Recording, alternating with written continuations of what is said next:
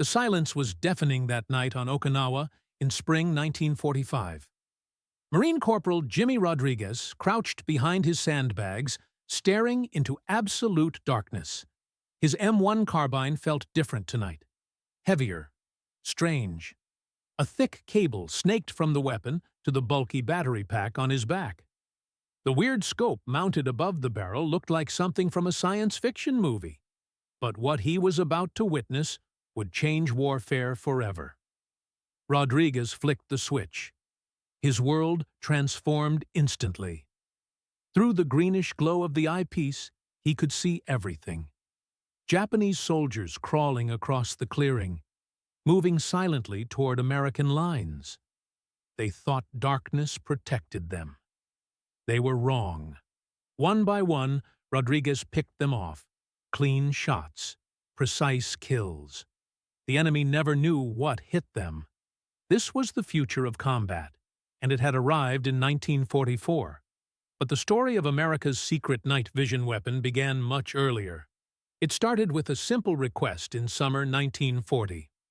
The U.S. Army needed a lightweight shoulder weapon. Infantry squads carried the heavy M1 Garand. It weighed nearly 10 pounds, too unwieldy for support troops and paratroopers. Pistols were inaccurate beyond short distances. Submachine guns, like the Thompson, were costly and limited in range. The answer came fast. Winchester engineers William Romer and Fred Humston designed a prototype in less than 2 weeks, the M1 carbine. By September 1941, the Army officially adopted it. Production exploded. Over 6 million carbines rolled off assembly lines during the war. Winchester made them. So did General Motors' Inland Division. IBM built them. Rock-Ola Jukebox Company, too. Even Underwood Typewriter Company joined the effort. The M1 carbine became the most widely issued American small arm of World War II. At 5.5 pounds, it was nearly half the weight of the Garand. Its mild recoil made it stable when paired with additional attachments. Perfect for experimental work. The carbine carried symbolic weight as an everyman's weapon. It wasn't designed for frontline infantry. Instead, it equipped cooks, drivers, medics, and airborne units. People who might suddenly find themselves in combat. Marines in the Pacific loved it for patrols. Easier to maneuver in dense jungle than the heavier Garand. Paratroopers valued the folding stock version, the M1A1. They could strap it across their chests during jumps into Sicily, Normandy, or Holland. Critics noted its light round lacked stopping power, especially against fanatical Japanese charges or German soldiers in winter clothing. But the carbine's sheer numbers made it attractive for experimentation. By late 1943, American research into electronic optics was maturing. The carbine was already positioned as the perfect experimental base. It was abundant, flexible, and simple. Soldiers could be quickly trained to use it in unconventional roles. Meanwhile, the Pacific War was teaching harsh lessons about night combat. During campaigns in the Solomon Islands and Guadalcanal, Japanese troops exploited darkness. They staged infiltration attacks, slipping through American perimeters. Sudden bayonet charges caught defenders off guard. Casualties mounted because soldiers on guard couldn't distinguish enemy movement. Not until it was too late. By the European invasion in June 1944, U.S. planners understood something crucial. Fighting wouldn't be restricted to daylight hours. The war had become a 24-hour struggle. Any edge that extended visibility into darkness could tilt the balance.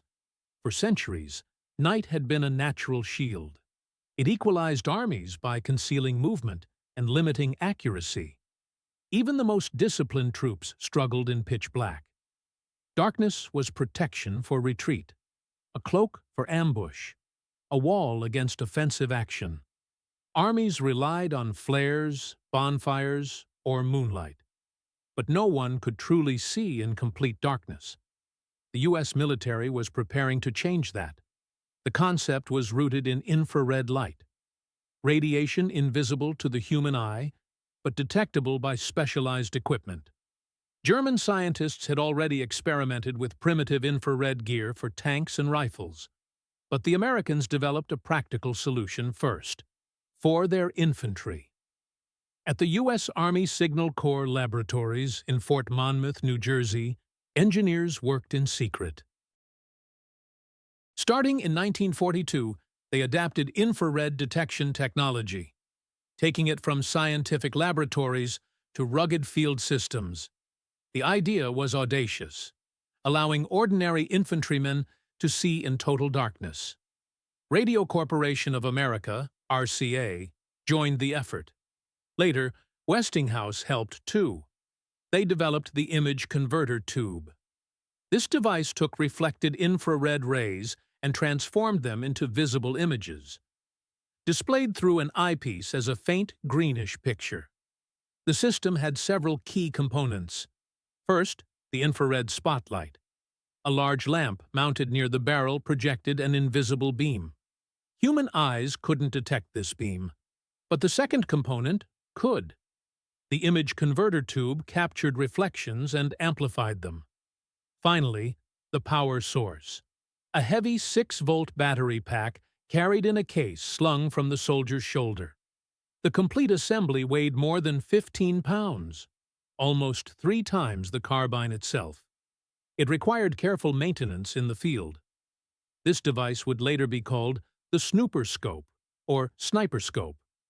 But in mid-1944, it was shrouded in secrecy. Troops testing the weapons had to be carefully selected, sworn to silence, placed under strict orders never to let the enemy capture the equipment. Training emphasized more than just shooting with the heavy sight. Soldiers learned to carry the cumbersome battery pack like a satchel. Though the entire system weighed over 15 pounds, its promise was extraordinary. The power to see and kill at night. For American infantrymen who first handled the weapon, the experience bordered on science fiction. Through the scope, darkness was no longer impenetrable.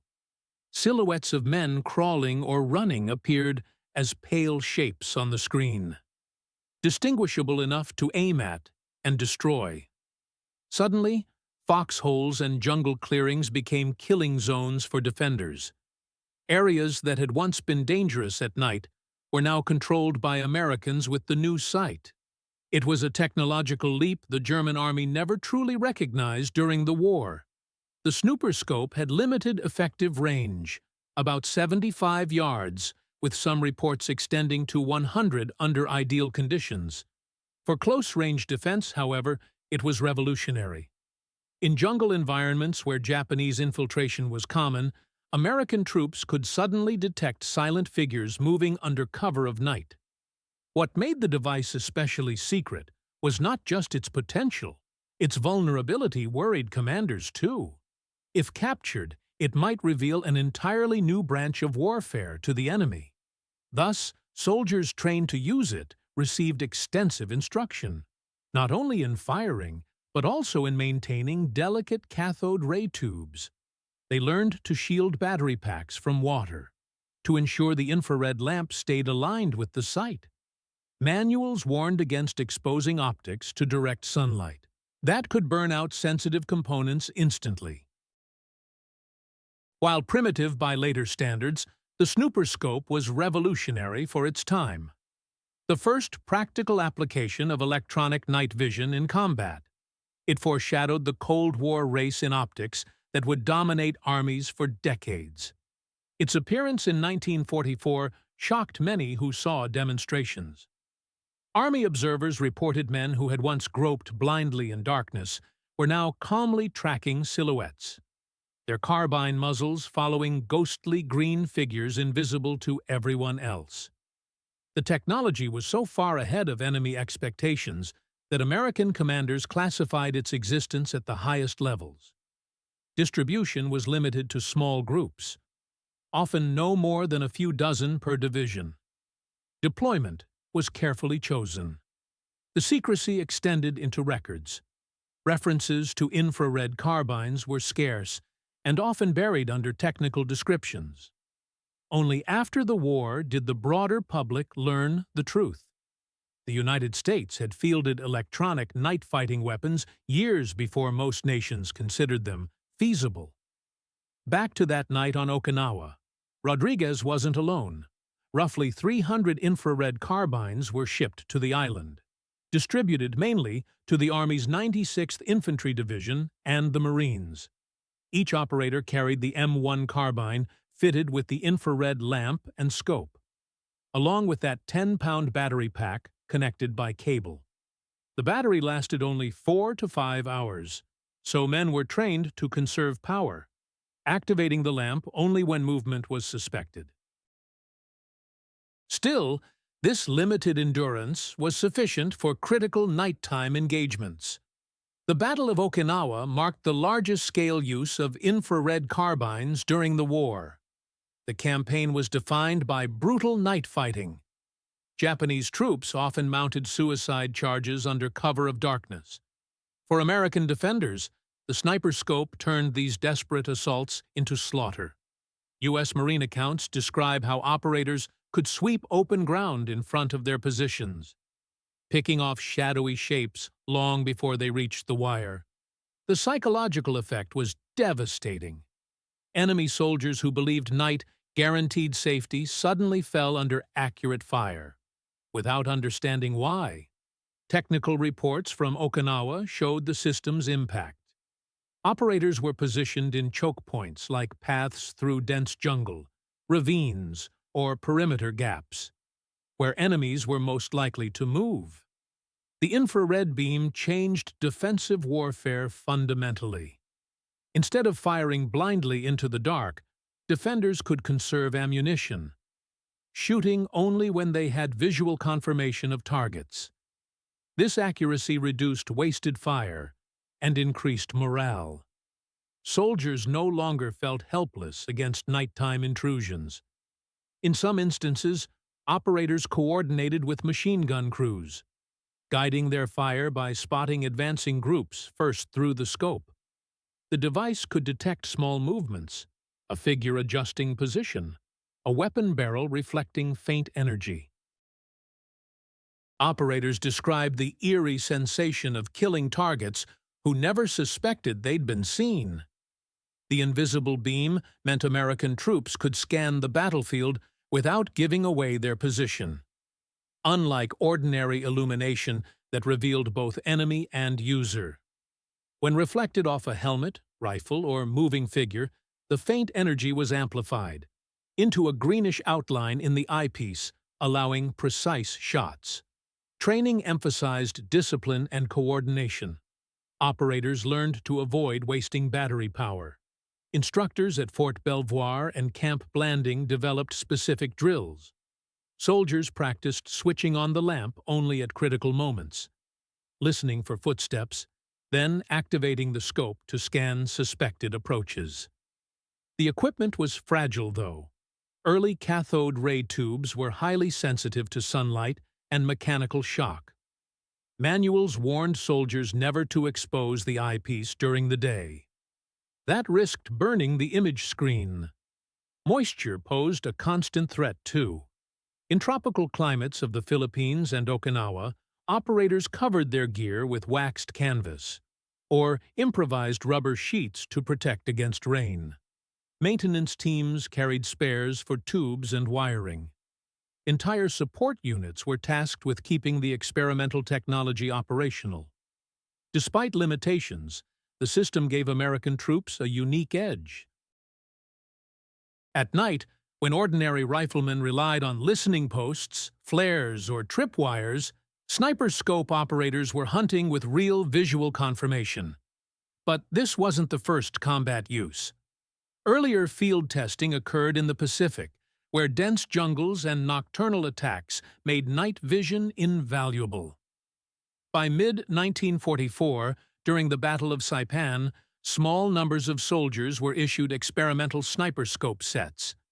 The weapon wasn't given to entire platoons. rather to carefully chosen individuals within each unit. These men functioned almost like specialists, setting up at night in defensive positions to watch for enemy infiltrators. Reports from Saipan noted Japanese soldiers attempting to crawl into American lines were cut down at ranges where unaided eyes would have seen nothing. The effectiveness was immediate. Commanders pushed for further deployment. For Japanese forces facing these weapons, the experience was bewildering. They encountered sudden, accurate fire in conditions where visibility should have been zero. Confusion spread rapidly among enemy ranks. Survivors described being targeted without warning. Convinced Americans possessed some unnatural perception. Combat reports revealed how demoralizing this became for enemy units. On Okinawa, infiltration groups attempting to penetrate defensive lines found themselves ambushed before making contact. Entire squads were wiped out by single sniper scope operators, who calmly picked off figures one by one. Captured prisoners later explained their theories. They believed American sentries had developed extraordinary night vision, or were guided by unseen radar. The actual truth was far beyond their comprehension. They were being illuminated by invisible light spectrum. Captured diaries and interrogations revealed this confusion. Soldiers speculated Americans had supernatural hearing, or some form of radar allowing them to detect movement in pitch black. The truth remained unknown to them during the war. These early uses marked a fundamental change in combat philosophy. The battlefield no longer shut down after dusk. Infrared beams silently cutting through darkness allowed American troops to transform night from enemy into ally. Meanwhile, German forces were developing their own night fighting technology, but they lagged far behind American progress. Throughout early stages of the war, Wehrmacht and Waffen-SS units used traditional illumination methods. Flares, parachute lights, and star shells fired from mortars. Searchlight battalions were employed too, particularly during large-scale operations on the Eastern Front. Massive projectors illuminated Soviet positions at night. These methods had obvious drawbacks, though. Once a flare was launched or searchlight switched on, it revealed German positions just as clearly. By 1943, German engineers began developing their own infrared technology, known under the code name Vampire. The ZG 12.29 Vampire system was designed for the Sturmgewehr 44 assault rifle. Like the American snooper scope, it used infrared lamp and image converter tube. But the German design was much heavier, weighing over 30 pounds when the power pack was included. This cumbersome system restricted its use to static defensive positions, rather than mobile patrols. First field tests reportedly took place on the Eastern Front. In late 1944, small numbers of Waffen-SS troops were equipped with the device. Germans also experimented with vehicle-mounted infrared systems. Panther tanks were fitted with the FG 1250, an infrared spotlight and scope combination. This allowed crews to detect enemy armor at ranges up to 600 meters, under favorable conditions. By April 1945, several units of the 116th Panzer Division fielded these night-fighting Panthers. Though innovative, late introduction and scarcity meant little impact on the war's outcome. The critical difference between the two sides was operational secrecy and scale. While the German Vampire program never advanced beyond limited prototypes, Americans deployed several hundred infrared carbines in real combat. Crucially, German intelligence never discovered the extent of American progress. Even as they experimented with their own systems, they remained unaware that U.S. infantry in the Pacific had already proven night vision viability on the battlefield. Had they known, the development race might have intensified. But instead, Germans assumed such technology was still years from practicality. German soldiers continued relying on age-old tools, signal rockets, and magnesium flares, while across the ocean, American troops were silently eliminating targets, without giving away their positions. The Wehrmacht prided itself on technological ingenuity, from jet fighters to advanced tanks. But in this case, its research trailed behind a U.S. system already in action. What makes this even more remarkable is how narrowly Germans missed the revelation.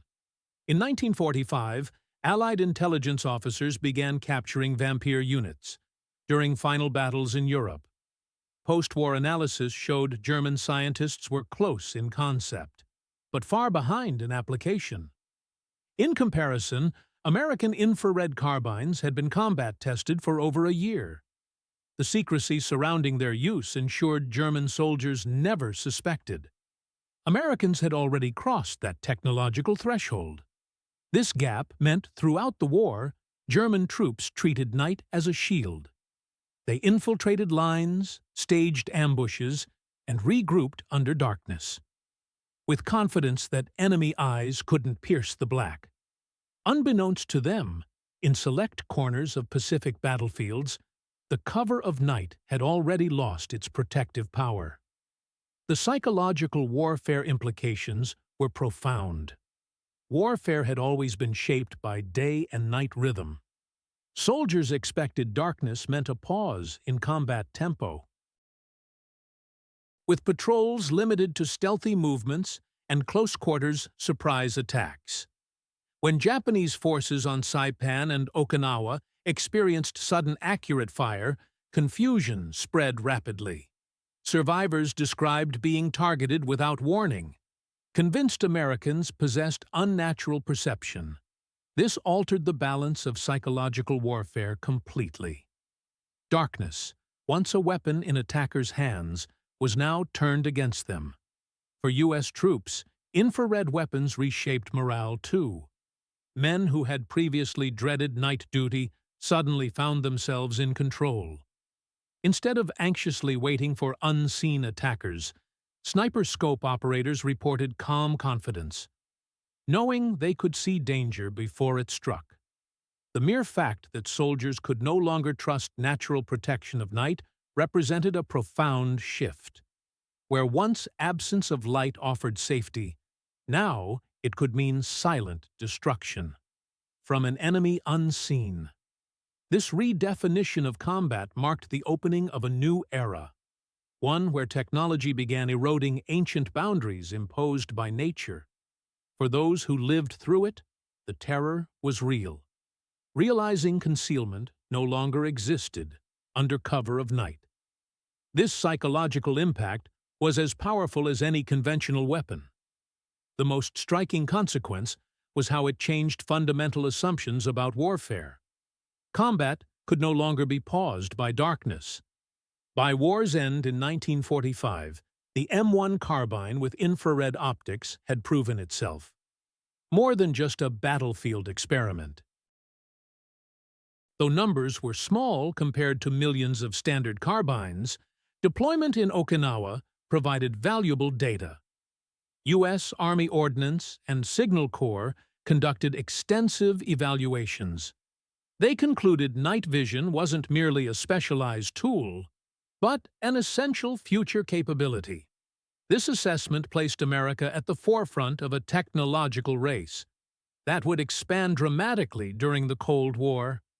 In the immediate aftermath, the U.S. continued refining designs. The sniper scope M2 appeared in 1945, followed by the M3 in early 1950s. These improved models featured longer detection ranges, sturdier tubes, and slightly lighter battery packs.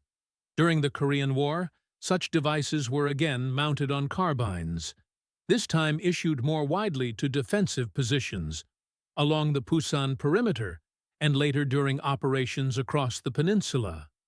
Enemy forces, North Korean and Chinese this time, encountered the same bewildering experience, facing accurate fire in situations where visibility should have shielded them. The legacy extended beyond tactical success. It demonstrated small arms platforms could be adapted into technological systems, bridging the gap between conventional firearms and electronic warfare.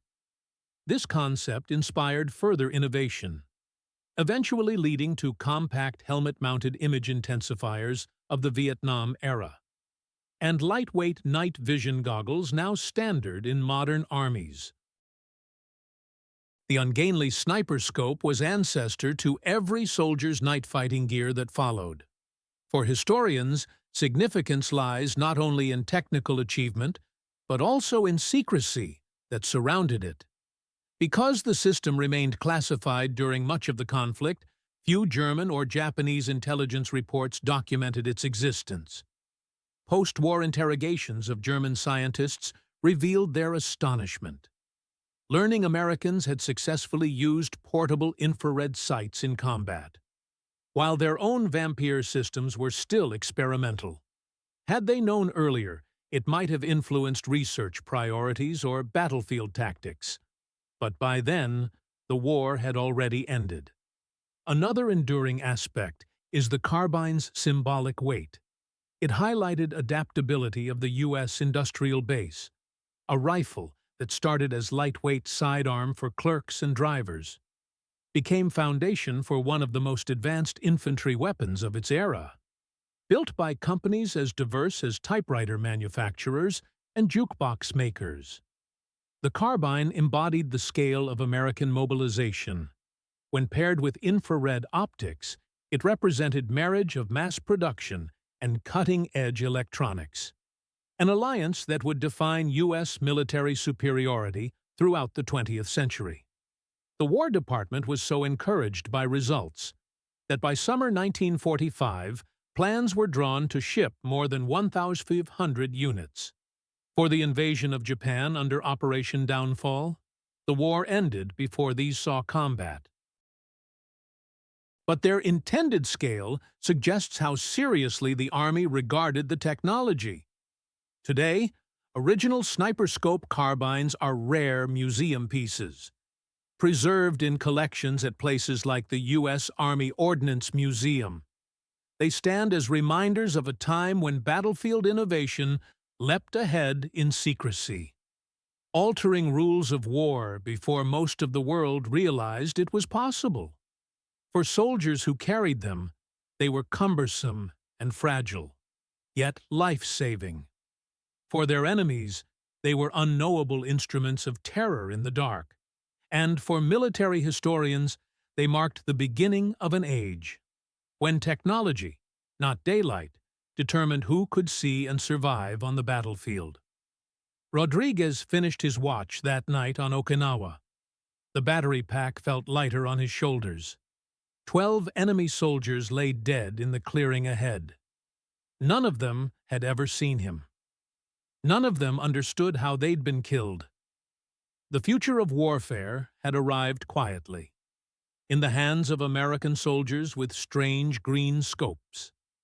The age of electronic night fighting had begun.